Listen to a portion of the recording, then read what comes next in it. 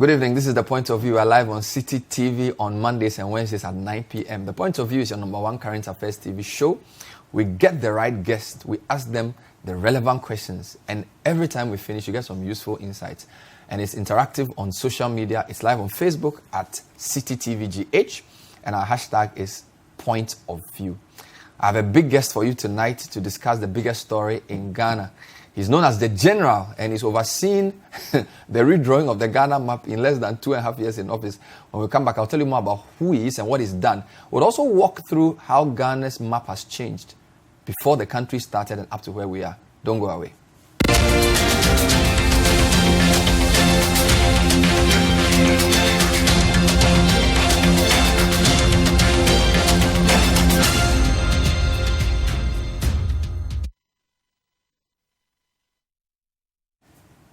So the president described him as a man with political weight, a man he knew could deliver when he needed to do a special job. So he was named in the second batch Minister for Regional Reorganization and Development. Tonight he's here to explain to us what we don't understand about this new project and tell us the journey for development. Because now that we have 16 regions, how is that going to engender development? Dan Botwe is my guest. General, good evening. Welcome to the show. Good evening. Wow. You've been on TV since morning and you've not gone home still? No, not. Wow. I have to prepare for tomorrow and for Friday. You have another 2 regions tomorrow? 2 regions on Friday. So you have cabinet tomorrow? Cabinet tomorrow, then we continue on Friday. Wow. So 1 day, 2 regions? 1 day, 2 regions. So now we have Ghana as officially 14 regions. So that we'll get 16 by Friday? 16 you get Friday. You have to write any class test. Tomorrow morning is Ghana. The exam changes. Yeah, Ghana has 14 regions. Very interesting. Yeah. So I will come back to you. I want to show viewers a couple of things. Tonight, the minister will take some questions. So if you're watching and you have a specific question, there's a WhatsApp number on the screen. Be sure to put out your question. We'll make it very simple and exciting. I'll start with the Jubilee House. Samiri Afi of City News witnessed yesterday and today. We'll bring you today's report because today was for the BA. We outdoored the Bono East and the Ahafo regions. Here's a short summary of what happened. The violence, which saw the destruction of properties and the burning down of the MPP constituency office in Salaga, was to protest the naming of Damago as the regional capital. The timely intervention by the police prevented the irate youth from burning down the district assembly building as well as the DCE's bungalow. However, Minister of Regional Reorganization and Development, Dan Botwe, says it was surprising for such an act to take place when the chiefs and people of the Savannah region proposed that Damago becomes the regional capital. He asked that such act will not be accepted and called on all well-meaning Ghanaians to condemn it. After the referendum, on the 12th of January, the overlord of Gonjaland Kingdom met all paramount chiefs, opinion leaders, and his campaign team at the Damongo Senior High School Assembly Hall. And it was a very big gathering. He thanked them for the work and for the campaign, which had been very successful. He therefore said that now that they had finished the campaign, he was dissolving all the campaign structures. At that meeting, on his own, he requested that all his members of his kingdom do support Damongo to become the regional capital, and that he was going to send such a petition to Mr. President.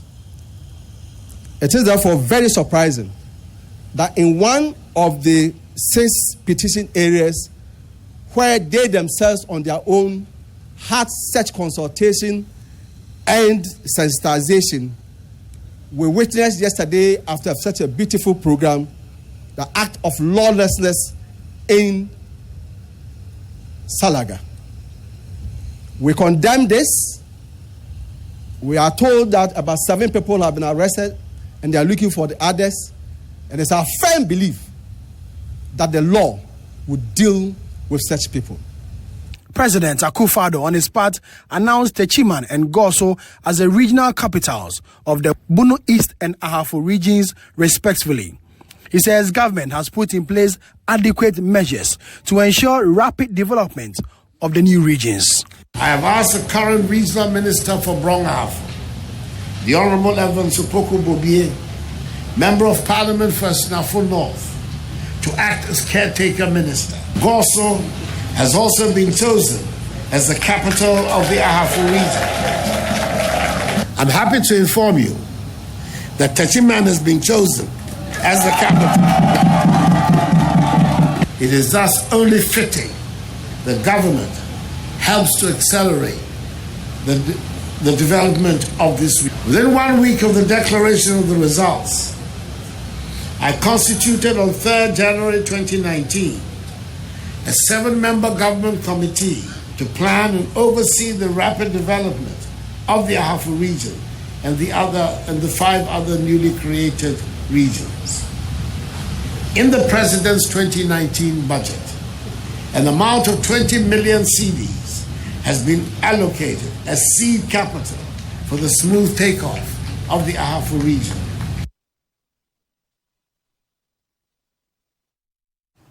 So this summary was essentially what happened yesterday and the day before. So as you would know, on Monday, the president announced the Northeast region and the Savannah region. And of course, the capitals were Nalerigu and Damongo, respectively. And some people in Salaga were not happy with the second decision. And of course, today, he announced 2 more regions. Now, let me take you to quick maps to show you where we've come from. So, of course, we know that we were here many, many years ago. The Guans were here before a lot of the other groups came.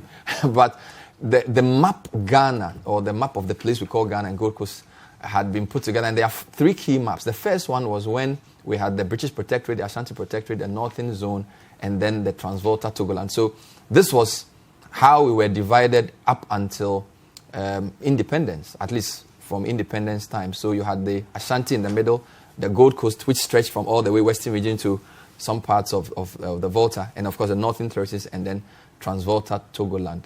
And of course, there have been a few changes. So we know that, for example, the Northern region was created properly, the upper regions were created. Nkrumah created the Bruno Afro region as well, with the Eastern region and Greater Accra region, and the Central and the Western region were also split. So that's the 10 regions we have, with Rawlings dividing the upper regions into Upper East and Upper West. So for many years, at least for those of us who studied in school, the 10 regions of Ghana, this has been the Ghana we've known for many years, from 57 all the way till now. So from February 12, the new map of Ghana started evolving. So it will start with 2 more regions in what is in the green. So the north then becomes Northeast, the Northern, and Savannah.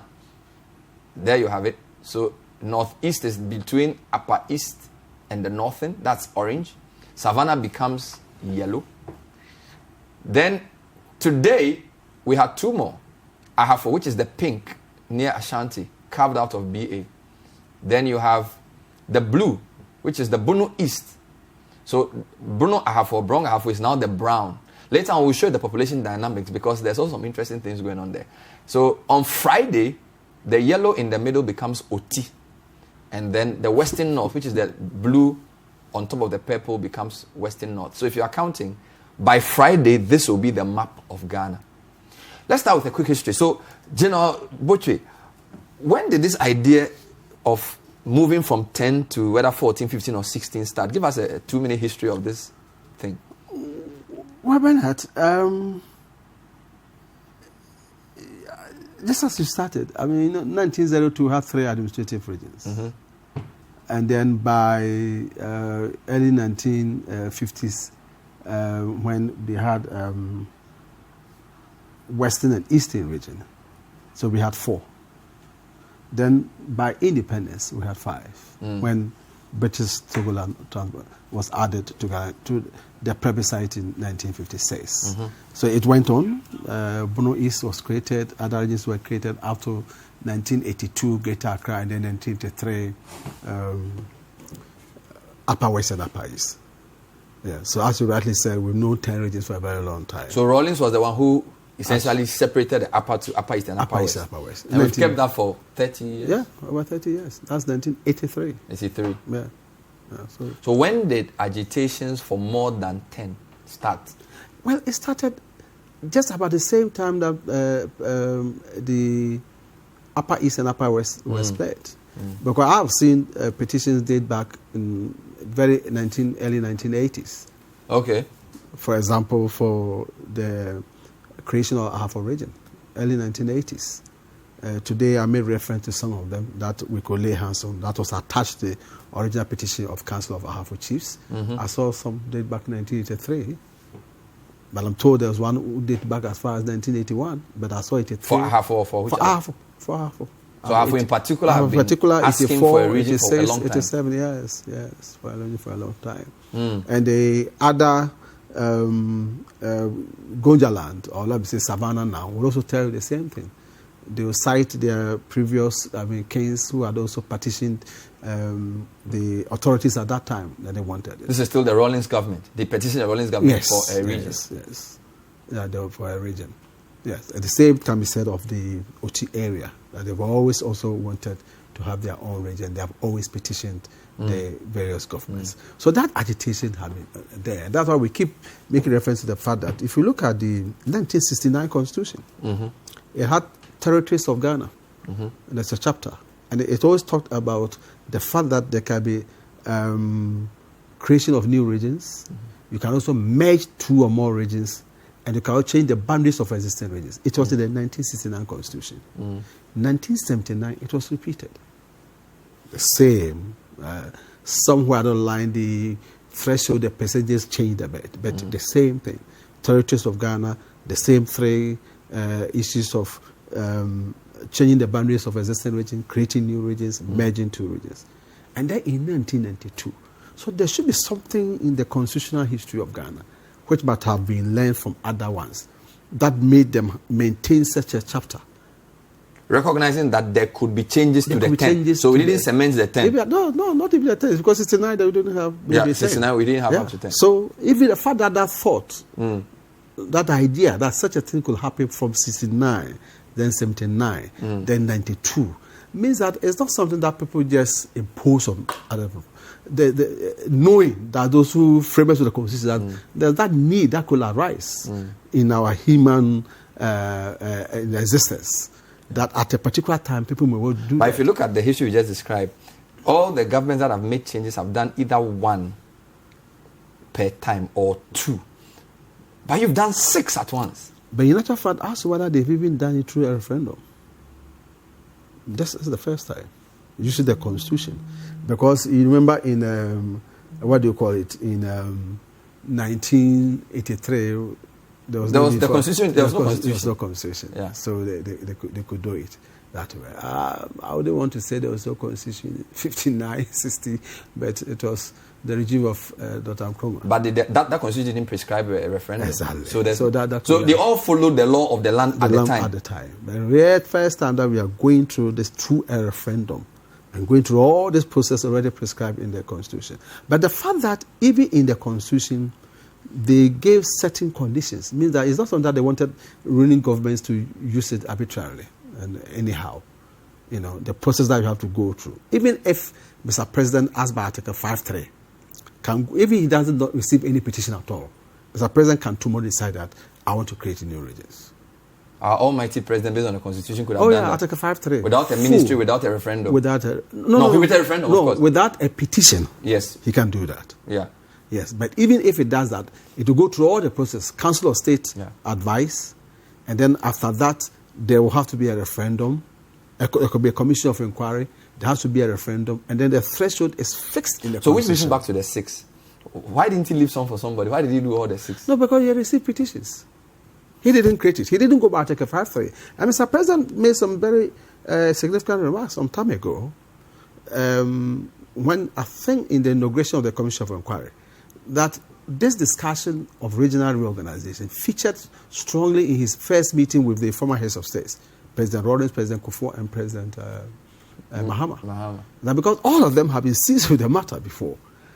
And so they really had discussion and said that in fact, I think he said that it's upon the advice. That is, look, don't initiate it yourself. If people really want it, as they say, let's wait for their petitions. And that's why Mr. President started. Did we have petition for only this 6? Only this 6. Mr. President. So all the petitions we got we've given them what they wanted. Well, we wouldn't say we've given them, we've opened the chance for them to go through the process. And because if they have failed in the referendum, because in your campaign as MPP, you said you promised 4, if I remember correctly. And I think NDC promised 5. If I remember, Akufo-Addo in the manifesto, we have only Western North. Yes. But of course, in the campaign, as soon as Mr. President said it in Western region, when he moved on, people made the demands, and he also promised that he will look at it. OT made it. He went to Ahafo. All other places made it. Yes, in the NDC manifesto, page 72, 73, they were very categorical of 5, adding 5 to make it 15. Yes. And you consolidated and made it 6. Because that's where the petitions came from. Let's run through the them. Petitions had merit in the eyes of the Council of State, and therefore the whole process went on. Some of the petitions had counter petitions. I mean, some were controversial. So, for example, I don't know exactly what you mean by that. For example, there were people from the Volta region who did not want the OT to happen. So my point is that there were some which appeared smoother without, some were unanimous. For example, Western North didn't seem, from all the stories we heard from following the petition, didn't seem as if anybody opposed it. But for things like OT, there were people who didn't want that to happen. Well, the opposition could have been maybe from amongst the people who want it. Because those who want it have petitions. So if you are outside there, you say you are not interested, you are not part of it. Yeah, but in so Western region, nobody from the existing region said anything about it. Oh, yes. But the existing voters, some people said they didn't like it. Others said they didn't like it, yes. But what weight did you give to opposition from the existing region? I.e., the existing voters said, some people say we don't think this is a good idea. Did you give any weight to that? The Constitution had prescribed the process. Mr. President, after advice of the Council of State, constitutes a commission of inquiry. So that was done. And if you didn't have, people send memorandum to the commission of inquiry against it. Others did. I have copies of some of them. So how did the commission treat? They treated them, they weighed everything together, it came out of a recommendation. No, I mean the videos we have, at times in the queue, when they went for the public hearing, there were people who went and said, "Oh, we don't believe that we should have this region." So there were some few voices. So would they say 10 people want, 5 people don't want, so the 10 win, or they'll say 2 people want, but the argument is weightier than the 8, so the 2 win. What method did they use? These were eminent people, and I'm sure in the reports that have been made available, I mean the analysis was made as to how, because now the report is available, it's online. And the argument was that they analyzed it and they felt that I think the constitutional term was there should be the need and substantial demand. Okay. I think there was an Article 5.4 that once the commission established that there is the need and substantial demand, it should be done. Yes, it should be done. So they recommended it. Based on what you're saying about the documents you've seen, yes, the one with the oldest existing petition will be what do you call it? Ahafo. Well, you've seen. That's what I've seen. That's what was made available to us. So let me show Ahafo. So put Ahafo up. I just want to run through quickly for people purpose of education. So we had Bono Ahafo region, which is now 3 regions. So you are Ahafo, which is the smallest of the 3. Bono East, which incidentally is the largest, and then the existing BA, which is now the 2nd largest. So I'll show you Ahafo. So there you have Ahafo with the number of 6 districts. So it's quite a small region. Yeah. It's quite a small region. So just in terms of anthropology, these people are Ahafos.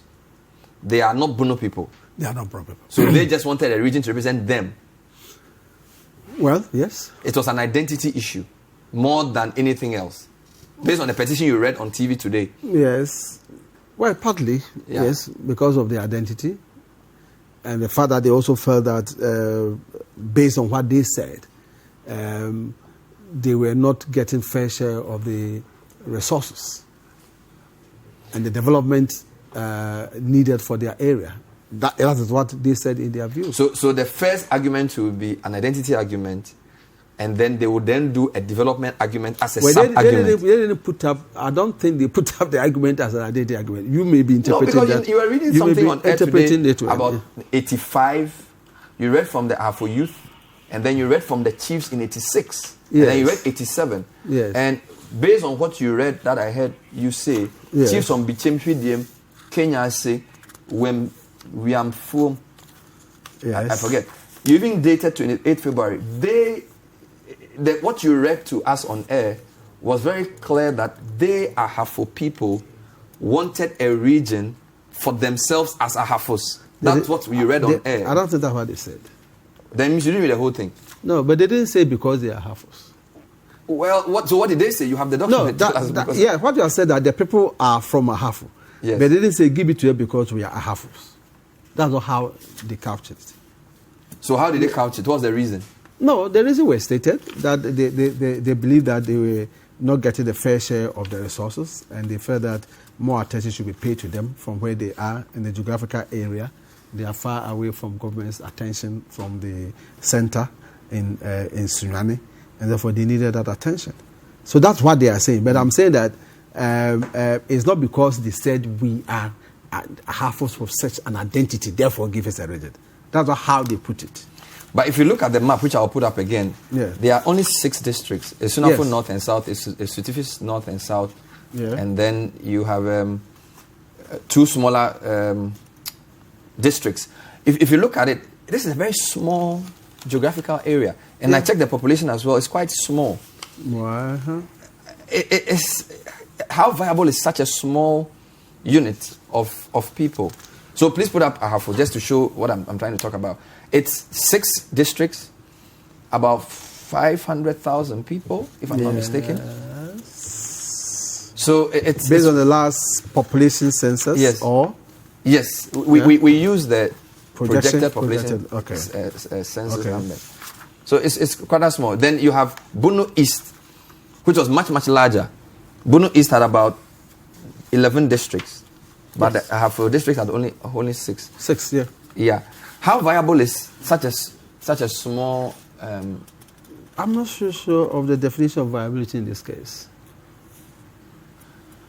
No, I mean because you said, for example, that you will give 20 million to each of the regions. Yes, as a seed money. And you're going to put up amenities, police stations, and all these things. Yeah. So I'm guessing you are using some formula of equity. But if you look at the population of, and I'm not against Ahafo or anything, I'm just saying, like if you take Ahafo or Northeast, the populations are small, 400,000, 500,000, and versus you take Bono East, which is over 1 million, and you have, you get me, and Techiman is more urbanized. Yeah. So you have different things happening at the same time. Yeah, you want to sort of apply the same 20 million for everybody. That's my question. No, for now it's a seed money. I don't want to believe that subsequent allocation of resources will always be done and the same amount. I don't want to believe that because, of course, it will be based on the developmental agenda that will be put out. But don't forget that apart from this, we have other resources of government. We have the district, common fund administrators' resources that goes to the districts. So if there's an allocation of common fund and you have 6 districts, the one who has 11 districts will get much more money in that geographical area than the one who has 6 districts, isn't it? So in that sense, if, for example, 500,000 cities is going to each district, and you have 6 districts, it means you are going to have 3 million. Whereas if somebody has 10 or 11 districts, he's going to have more. So there's no problem at all. I also noticed that looking at the way you demarcated, it was very... So if you take the northern region, Savannah is predominantly Gonja with some Mole. Then north, so many tribes. I'm talking about predominantly. Yeah, predominantly. But north, so about north, 6, 7, 8 more tribes. So my point is that the majority will be Gonja. If you take northeast, majority will be Mamprosi. Yeah. And then if you take what is left, majority will be Dagomba and Nanumba. Yes. And then, as I said, if you take Ahafo, majority Ahafo. If you take, of course, Bono East, then you have Bono. And if you take what is left of BA, it's also a mix. Are you minded that you are creating regions almost based on ethnic identities? Petitions that came from people who live in a particular area and who had an idea of a geographical area where they wanted to have a region to themselves. That's how we want to look at it. But after it has been done, you can subject it to all sorts of analysis. That who are the sort of people who live in this area? That's what you can do. But in any case, even if it is, there's no problem with that. That's how it has been all along. Anywhere in this world, that's how it is. That's where it is. I mean, you don't have people from Igbo living in Sokoto. They will live there, but they don't hail from there. That's how it is anywhere you go in this world. That's how it is. But some will say that one of the powers... There's no way I could be coming from Upper West. One of the strengths... Because my great-great-parents didn't go and hail from there. And it's no fault of mine. But you went to school... You didn't go to school in Okra. You went to school in the Afuano area. Many people, and then you went to Achimota. Many people... So you've moved around. In fact, because one of the strengths of Ghana yes. is the boarding school system that brought us together. Yes. So the 10 regions, even though the regions they were not based on ethnic identity per se. So they were mixed. So some regions have a mix of, like Eastern region where you are from, there are Krobos, there are Guans, there are Ekwapims, there are Kwehus. Yeah. But they see themselves as being from the Eastern region. Yeah. And that if we don't take care and we stretch what, for example, the Hafos want, maybe the Krobos could also say they want a region. The Lattes could say they want a region. That's not the issue. I don't think so. I don't think so. But we've had Ashanti region. Nobody has ever complained that Ashanti region is full of Ashantis. All those who hail from Ashanti region are Ashantis. All those who hail from there. Not those who live there, but who hail from there are Ashantis. Well, but all those who hail from Upper West, where do they come from? They are different. Some are Wala, some are... How many? You don't get more than 3, 4. No, I'm talking about in Upper West, there are so many different people. Yes. They are, what do you call it, the Dagaris. They are Wala people. There are... Even if you go to the Solar area, getting up there from the bottom of Upper West. So there is not one group. That's where even you have, what do you call it, Kere Savannah. Solar is in Savannah. Yes. We have, if you saw the people who came with the Yabura, you saw some of them were... Western region, you have Inzimas and Hunters. You have Inzimas and Hunters. Exactly. And then you have Seshi, all within the same region. Exactly. So my point is that, how far will you stretch this? No, nobody is stretching it. People make petitions. People petition. It's not as if government went and said, okay, I'm cutting here, I'm cutting there, I'm cutting there. So if the petitions came. So if there are more petitions next 2 years. Yes. If Krobo people say they want a region for themselves out of the Eastern region. Well, I wouldn't say that if Krobo people, because the thing... If the chiefs and people, but you use chiefs and people from a particular area. Yeah, I'm comfortable with that. Because they didn't send a petition and say, we want this because we are from this tribe. No. They wouldn't say that, but usually the chiefs are a group. Exactly. So my point is that this could keep going on. We could keep getting more regions. Well, yes, we could. Because the Constitution hasn't set any limit on that. We could. But don't forget is that practically workable? But it's always subject to, one, an advice from the Council of States. One, advice from Council of States. Two, the report from Commission of Inquiry. So let's not forget, these checks are there.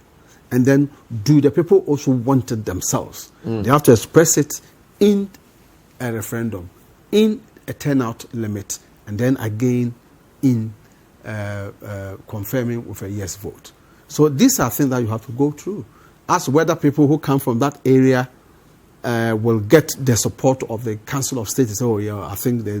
So you're saying that the fact that somebody petitions doesn't mean straightforward. There are processes to go through. Exactly. And but it is conceivable we could get more. Article 5, oh yes, you can get more. Because you see, in the work of the Commission of Inquiry, there were others who wanted to be part of certain regions, which the Commission did not agree. Really? Those from, Amenfi North, wanted to be part of the Western North. They did not. Okay. Well, okay. If you go to Pandai, the original petition they sent and the map they attached, Panda was supposed to have been part of Savannah. The Commission did not recommend that. So it's not as if... It's not that straightforward. Exactly. Like anything you request, you get it because you want it. So when we come back, we'll look at what formula they used in agreeing and also what formula for the regional capital, which is also quite interesting. We're talking to Dan Botwe, who's led... This happened in less than 2.5 years because he was appointed in February 2017. And in 2 years, we have 6 more regions by close of the week. Don't go away.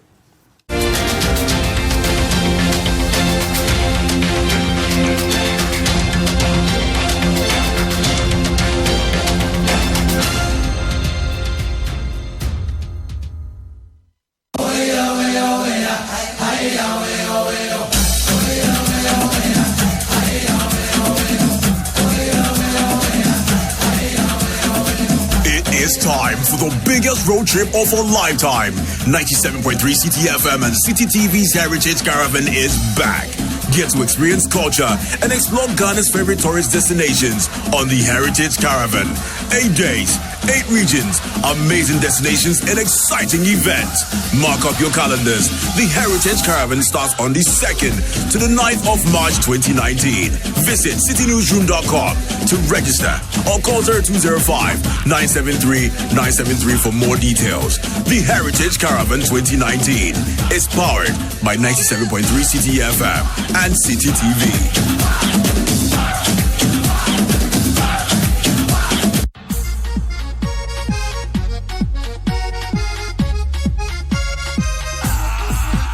Witness the twisted and tangled story of betrayal, greed, vengeance, and love in the award-winning Brazil Avenue. Carmenia, a woman led by greed, gets rid of her husband, who is Rita's father, and sends Rita away to a filthy landfill. Rita finds love in Batata, but they are soon separated by adoption into different families, far away from each other. Many years later, all paths cross again as Rita, now a renowned chef, seeks to pay back her stepmother for taking away her happiness as a child. It's the story of twists, turns, suspense, and thrilling action in Brazil Avenue. Catch the omnibus of Brazil Avenue on Saturdays from 7 to 10 p.m. and Sundays from 10 p.m. to 12:30 a.m. only on City TV.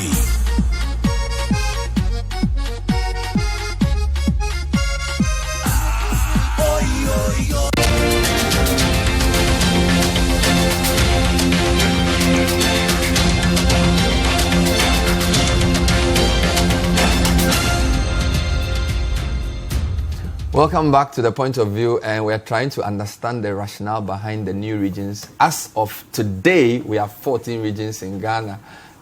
So the map of 16 regions is not quite true, because by Friday, if all goes well, if the president meets the chiefs and people from the OT region and from the Western North region, we'll then have the final 2 to create 16. The minister who's been responsible for this, Dan Botwe, is my guest. Let me show you quickly the Savannah region.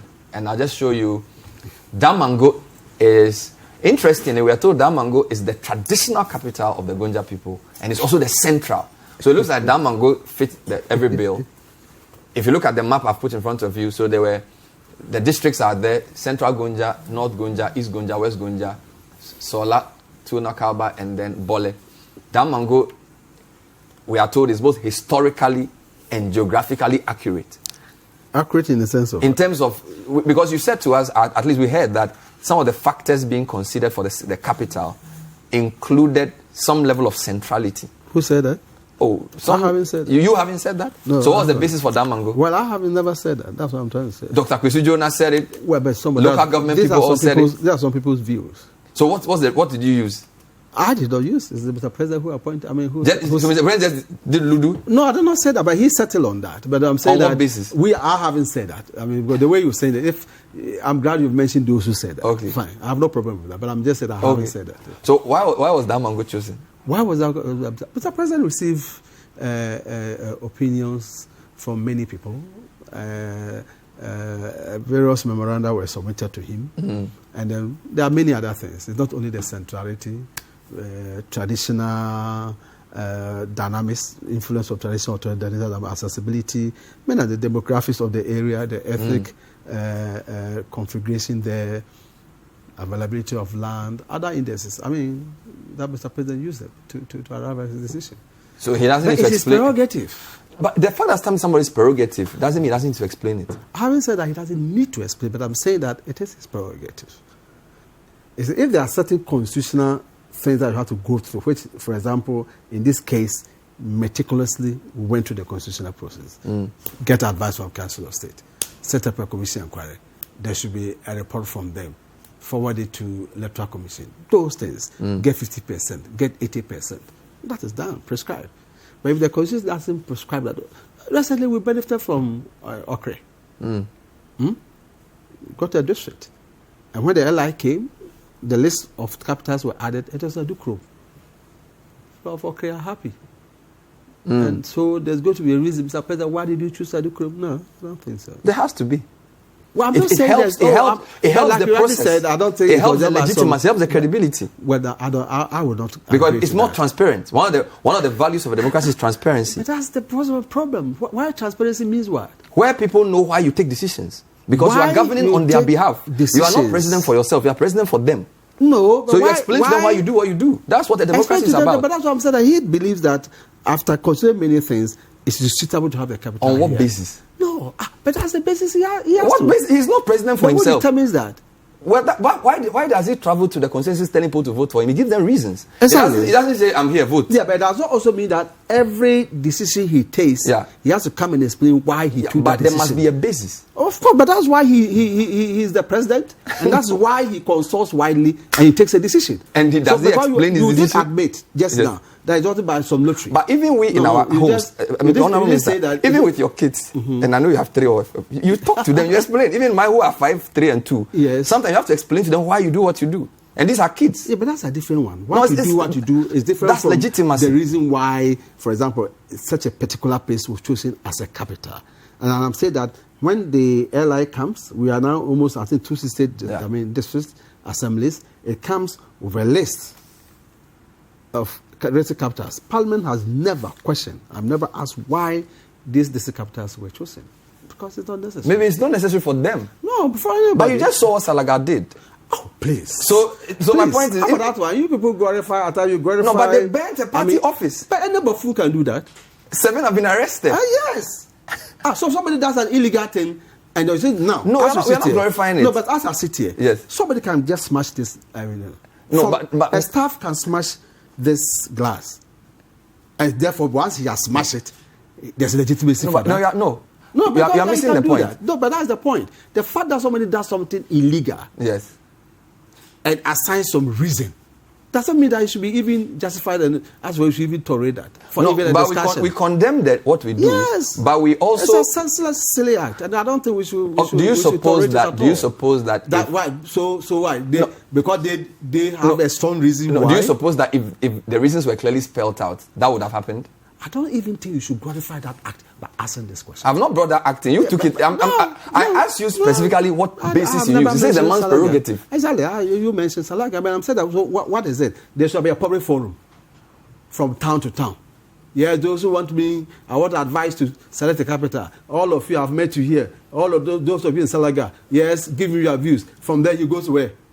But you say you consulted widely. Yes, but so which means that you go and talk to every single individual. No, not the people. But there are different groups you consult because you want your decision to be accepted. Yes. Which is why I'm asking you to explain it. But that doesn't mean that when you finish in this organization, I'm sure you have a management meetings, and you have managers who take decisions. Yes. So the fact that you have even made a task and taken a decision, consulted them, it means that everybody would agree. No, others can walk away and but you explain the decision. No, but it doesn't mean that he will agree. No, but we will not. I don't know why. I don't even know why you're saying that. I'm not glorifying it at all. So if you look at, for example, Nalerigu. Yes. Why was it chosen? There should be a reason why Mr. President chose Nalerigu. And you should know. You are the minister. No, I don't need to know. You are not interested in why Nalerigu was chosen? I don't need to know, and I'm not very much interested in that. Mr. President will ask our views, he will ask the views of other people, he asks all together, and he makes a decision. That's why he's Mr. President. But that's a very interesting interpretation of prerogative. But that's it. Because my understanding of a democracy is that you also need to be transparent. And you need to be accountable. And accountability includes explaining your decision to people. No, we are just adding words and defining our own things. What does accountability mean? Being accountability means what? That what does that mean? If you take a decision, means that if I take a decision, your people must understand why you took the decision. Yeah, but otherwise in a dictatorship. No. So how many decisions have Mr. President? Why was I appointed? Why was I appointed the minister? When the president appointed the first batch of ministers and the second batch, he explained to us why he appointed them. He read your CV. Yes. He mentioned your track record. He spoke about your credentials. Is that the reason why? And then he said, Mr. Dan Botwe, he's sure because of his political weight can deliver in the office of regional. That is not the reason why others too were not chosen. For all, he appointed ambassadors, he's appointed this, he has appointed many people. You cannot say that. But at least the important So ones, he explained it. I don't see the point. He explained the important ones to us. Yeah, but I don't see the point at all. I don't see the issue. As Northwest, we just let people see how it looks. So Northwest has some very interesting Northeast districts. So you had Nalerigu is right there in the center, West Mamprusi, and then East Mamprusi is where it is, Chereponi on the right, and this will be the smallest population of the 16 regions to be created. We'll show you that graph later on. He's already explained that the fact that they will give them 20 million doesn't mean that there's equity, not equality. That's what it means. So each man according to his needs. Yeah. So that's the point. And then interestingly, for example, if they have 6 districts, yeah, what does that mean? It means that if Common Fund is allocating money, it will go to 6. And if each district gets say 500,000 cedis, it means 3 million cedis will go to Northeast. Okay. But then when you go to say Bono East, where they have about 11 districts, yeah, again, if each one gets 500,000, it means Bono East will have 5.5. So that's equity. Yeah, when it comes to the money that goes to the districts. Yeah. So there's some sort of formula. And again, these are seed money. Seed money. You want to give them to everybody to start.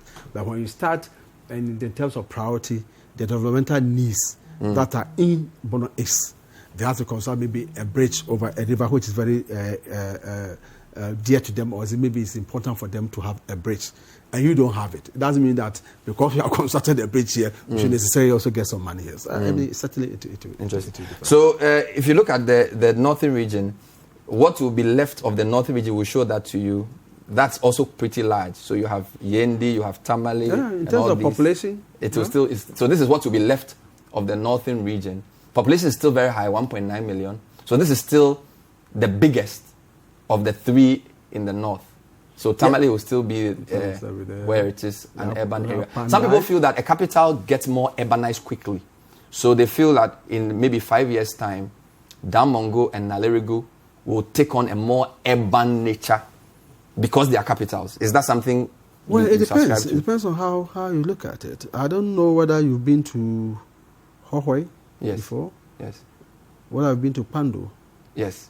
If you enter Pando, from Vapu to Pando, do you see the damage there as if you enter Ho? Pando seems, you're right, Pando seems more busy. As compared to entering Ho? Have you compared that? So your point is? No, have you compared that? I don't know whether you have an idea. I get where you're going, but I want to understand your point. I've been to good places many times. It's the same thing. The urbanization quickly because it's a regional capital of this. But I'm saying that Ho has been a regional capital for a long time. But I've passed through Pando about 5 times of late. Enter Pando, see the dynamics there, and compare it to Ho. So if maybe Techiman and Sunyani, possibly. Yeah. So sometimes where you are... Some time ago, Swedru and Cape Coast. Yeah. So it doesn't always follow. Mankasim, Cape Coast, it doesn't always follow.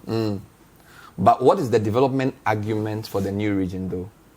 The development argument. What's the meaning of that? I.e., based on what you said the petition, they said that they wanted development. Isolated. So one of the bases for the region is that it brings development. Yes. So my question is, how does it take place? How would a region bring development?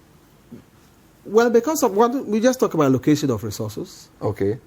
You understand? And in the Local Governance Act, if you take the Local Governance Act 2016, Act 936, with Amendment Act 940, it's a whole section Part 8, that talks about the role of regional community councils. Their planning function, their supervision function, their cognitive, and many other things that they do to make sure that there's value for money. Yes, sir. And also they supervise and make sure that the plans that they outline are exactly what they follow. You understand it? Yes. So it's important. Well, there's going to be a regional highway engineer. There's going to be a regional manager of federal roads. And if they are in charge of this area that have been carved out, you cannot compare that as to when there was one in Tamale who has to go to Bumpugu, come back before he goes to Boli, then he goes to Sola. It cannot be the same. So having a region sort of raises the level of the quality of the governance? It raises the level of quality of governance. What about... There's a greater efficiency. So what about... That's why we never stayed at 3. So what about creating municipalities rather? Because some of it is a local governance that have to be supervised. And the fact that the center is far. That's why there's a regional coordinating council. This is the Local Governance Act, and there's a regional coordinating council. It's part of Ghana's Local Governance Act.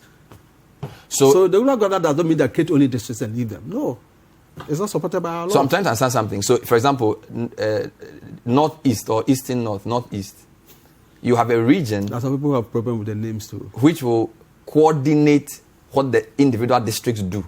That's how it has been all along. So now as we are, there would have been. There's a regional coordinating council for Greater Accra. It has always been. So my question is, why couldn't Tamale do that?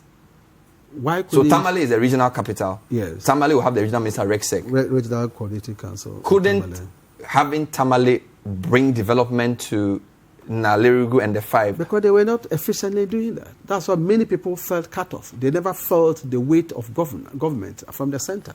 So ask them, when was the last time the space was too large? Regional Director of Education tells you that the last time he visited Solar Kaba to see what is happening at the district Director of Education, and then he came down to Sabuba, and then he went to Pandai, and then he went to Punu. Let them talk. And these are supervision and coordination. Exactly. People have documented them. They have voiced it out. If you read Professor Benny Baglo's book, Ghana's Integration, you get to know statements that have been made by regional ministers across governments. I said that no, these regions have to be divided because we are not as well delivering as we should. We sit there as administrators, but we know we are not performing. But so how is it possible that the people in the Ashanti Regional Ministry can manage a region of 5 million people so well, and yet the person in Northern region, who has like 2.1 million people, can't manage the people as efficiently? Do you get my point? Ashanti is bigger in numbers than Northern. Yet, the Regional Coordinating Council is able to oversee Ashanti well. We are assuming that. Well, based on your argument. No, not my argument. You are assuming that they are able to do it well. But you just said the fact that they haven't asked for division doesn't mean that they are doing it. So what's the basis for asking for the region? No, get it right. I've said the fact that they did not ask for it doesn't mean that they are doing well. It doesn't mean that. Now I'm confused. Well, it's you brought in Ashanti. I thought you just said nicely that... You have said that Ashanti is doing well. And then what do you mean by they are doing well? Well, obviously the region hasn't asked for any... But you say you come back. But you said the reason for the asking for development. Because when I said it was ethnicity, you said no. It's for... So why are the people... But let's get the argument straight. Bernard. Yes. People ask for it. One of their bases are for efficient or accelerated development. Fine. It does not mean that if somebody has not asked for it, it means that there's efficient... So by who's judging? Yeah, but that's why... If the board of Ashanti haven't asked for a new region, we assume they are happy to be under Ashanti Regional Coordinating Council. It does not follow. It does not follow. A group of people in an area, the Constitution allows them to petition. The Constitution anticipated that. And when the Constitution... You can't change your arguments in the middle of the... No, when the Constitution anticipated that people can demand region, it never said that you should state your reasons. They said there should be the need and substantial demand. Yes. A commission of inquiry defines it, understands it, and they establish it. Fine. So I'm saying that the fact that I have asked for salary increase in city FM or city administration, and I've stated my reasons, the next person may have the same reasons. The fact that he hasn't asked for it doesn't mean that he may not have the same reasons. He hasn't asked for it. So no problem. So that's what I'm saying. So therefore, don't say that no problem. Because A asked for the salary increase for A, B, C, D reasons, it means that if B hasn't asked, then B is okay. It doesn't follow that B is okay. He hasn't asked for it yet. So right now, you don't have a view. It's what the people ask for that determines what we do. But that's what there are two. Article 5.2, when Mr. President receives petitions. Article 5.3, even if Mr. President does not receive petitions, he can do this. But he hasn't. Which means that the President thinks Ashanti is okay. No, you don't get what I'm saying. Mr. President hasn't taken a decision on any region. He never applied Article 5.3. He just based his decision on what people ask for. 5.2. And constitutionally, it is allowed. But he hasn't said that if he had exercised decision on 5.3 on a particular region and did not on the other, then your argument could have some basis. But he hasn't applied 5.3 in any region at all, has he? He hasn't. We'll take a breather so the argument sinks in. We'll read some of your comments as well. We are scrolling some of your comments on the screen. Dan Botwe is the Minister for Regional Reorganization. reorganization and development. We'll be back with more. Don't go away.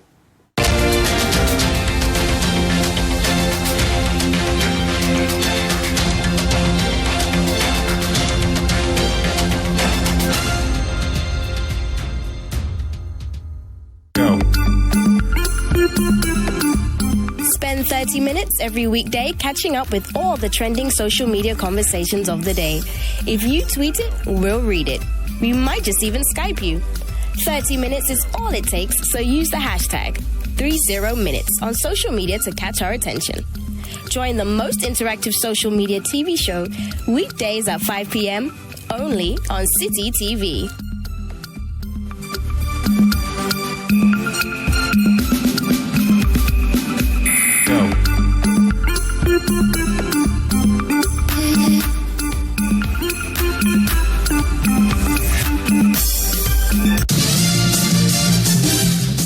For regular news checks as they unfold, 2020 news all day, all the time. Politics, sports, entertainment, business, and more. 2020 news. We bring you the world in 20 minutes.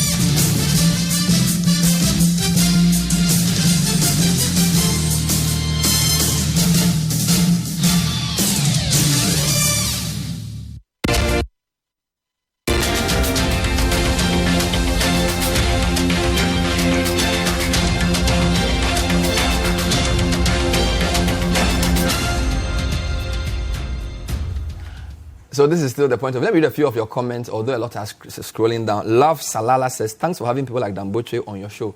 Nice interview. Thank you. Nana Kwame says, hello Bernard. Please ask the minister whether it was worth going through this trouble of creating regions just to find itself in the mess of confusion over capital towns among some of the people.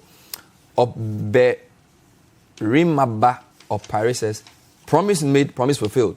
Echi Nanado is a man of his words. God bless Nanado. God bless our homeland Ghana. Full stop. No long things. Jamal Gamali, does the creation of new regions guarantee development? That's the everlasting question. You expect more development for the regions. You expect. Oh, sure. You expect. Sure. More so when we have a very decisive president who are determined I will do it. That is his vision. And he decides how he allocates the resources. The budget is his budget. So if he says that this is what I want to do, and I'll make sure I allocate resources to these new regions for them to thrive, he's going to do it. And he demonstrates by the seed capital 1, 2. By January 3rd, 4th, he has set up this committee and gave us 2 weeks to come out with immediate developmental plans. I mean, assess the immediate developmental needs and the plans for development for these new regions. And he gave us 2 weeks to submit a report. And we did it. So show that he's committed to it. A few more comments. It will answer those who say that the mere creation of region means that they'll get development. That answer, in the next 1 year or two, we'll begin to see the answers to that question. This one says, I'm not satisfied with answers on ethnic line creation of regions. I hope it doesn't become an albatross around our neck. The Ashanti region is bigger than some of the regions divided, but you know that it will not be possible to dare such a regional creation there. But that's what, Bernard, you should all help us to explain. Article 5.2, petition. If the person has not petitioned, why do you want to consider that? The person did not petition. Okay. Those other people, they petitioned. So if he did not petition, how can I say, if Mr. President had gone by 5.3, that he himself, nobody has petitioned. He started to say, I'm dividing A and dividing here. They were saying, when this arises. Why did you divide A, B, C, but you didn't divide D, E, F? Okay. But he did not. He went by 5.2. The people did not petition. So if there are people in Ashanti who wanted to petition, they should have petitioned. So it also means that development agenda is also partly being driven by the demands of the people, not the president's idea per se. The whole idea was demand-driven. Yes. But is that not the tail wagging the dog? Is that not the tail wagging the dog? No, but it can be both. It doesn't mean that others are standstill. It doesn't mean that. It doesn't mean that. Because you said he could have decided to create a region without a petition. But that's 5.3. The Constitution says so. But he didn't choose that option. No. He chose the option of petition. Yes. Is it because he didn't want it to be seen as if he is deliberately touching somebody's region? So he left it to the people's petitions. Is that a possibility? Well, he could have taken that decision. Okay. Let's read a few more. Once he has not broken the law.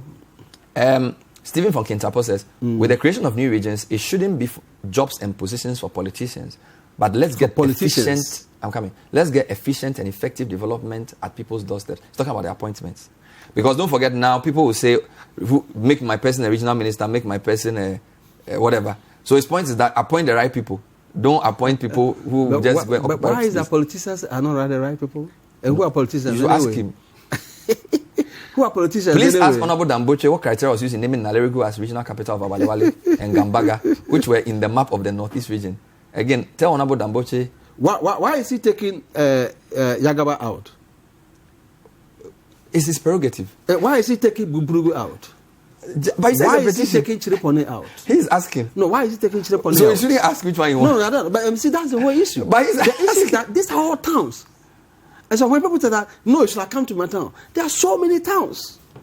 But that's the same argument I used against you and you changed it. No, he did not get him. No, he said that why didn't it go here or here? I said, well, why should it end there for only 3? No problem. That's what I'm saying. I want to show you the population distribution or population size of the 16 regions, just to give you an idea of which region will be the largest based on the census figure. So Ashanti will be the largest, 5 million. Greater Accra will follow. Eastern, which is the region you hail from, becomes number 3. Mm-hmm. Central is number 4. Western is number 5, because Western and Northern used to come before Eastern and Central and Volta. So Western and Northern drop down, and then Volta before Upper East, and then Bono East is becoming a very important size, and then Bono Ahafo, Western, Upper West, and then you have Oti. There's no Bono Ahafo. No, Bono Ahafo under Bono East. No, there's not. Yeah, but there's no region called Bono Ahafo now. No, what would it be called? It's Bono region. Bono region. Bono. Okay, so Bono region. Okay. Yeah. So thank you for that correction. So it's Bono East, Bono. So we even do Brong again. It's Bono. Yes. We'll spell it properly. Very good. So my guys, make sure you make the correction. So it's Bono East, Bono. Yes. And then Ahafo. And then the smallest will be Northeast.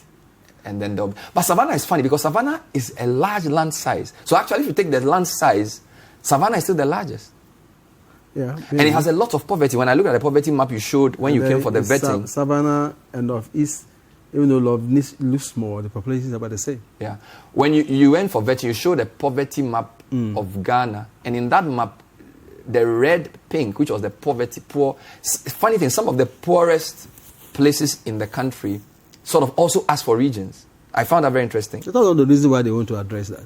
So there was a relationship between people's dissatisfaction with their status and the poverty. Exactly, but that's why I showed the Papa Hoodoo and betting. Because Northern Volta, exactly, the Eastern, very interesting. Yeah. So it is a developmental issue. Even though I must admit, I concede that in that same region, you could see that the poverty is also still high in Upper West. Yes. And therefore, there was, apart from Wa and its immediate environs, that showed, I think the yellow showed that the living standard was high. All the other areas were bad. So that's what people said that, well, so you see, they've had a region for some years now, but they have not done that. I agreed. But that's why in this case, under President Akufo-Addo, there's going to be an affirmative action.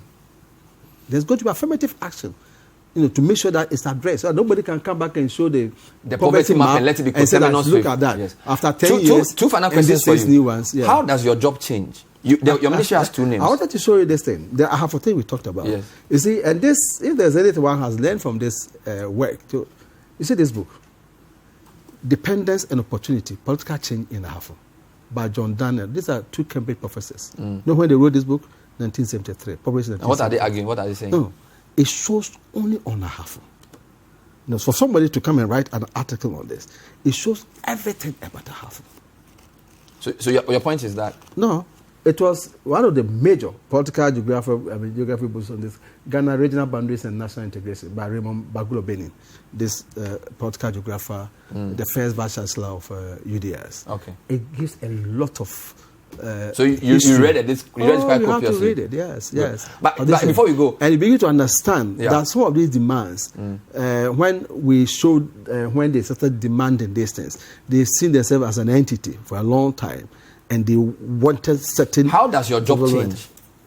Because it's now regional redevelopment. How does it change? It's a tip, How does your job change? It's a tip. Every interview I'm asked that question. No, it's a good question. Every interview I'm asked that question. That's my tip. I would have been surprised if I had not asked that. Well, we went to the pleasure of Mr. President. Yeah. And that is certain. He said he has created a ministry called Ministry of Regional Reorganization and Development. So, and after the referendum, he's giving us an idea of what he expects. We have rolled out this development, immediate developmental plans for him. After next week, after this week, your job changes. They received their constitutional instruments. So now officially regions are created. What happens? Development. Where does the regional administration, where do they go from tomorrow? Who is going to determine where they should go? Now, are they going to use the existing structures of district assembly in Damongo and then later on get their own? There's the whole thinking that even now that Damongo have been chosen as the regional capital, they're not just going to extend buildings to Damongo and then have it. There's the whole idea of a whole new capital. Get a land a kilometer or build two things away from Damongo. Build new regional administration, have nice demarcated we run out of time. And then people will build. I wish you were on phase 2 of your job. Apply to that. For and the then other regions. The development for other areas. You know, they say going to have regional capital, a regional hospital in the same regional capital, regional university in the regional capital. Okay, so thank you very much. Those things are not going to We've happen. been speaking to Dan Botwe, the so Minister those who are for worried about Regional. This regional capital issue should not be too much work because development is going to spread equitably across. Thank you very much. Yeah. Thank you for watching The Point of View. My name is Bernard Avile. Keep watching City TV and good night.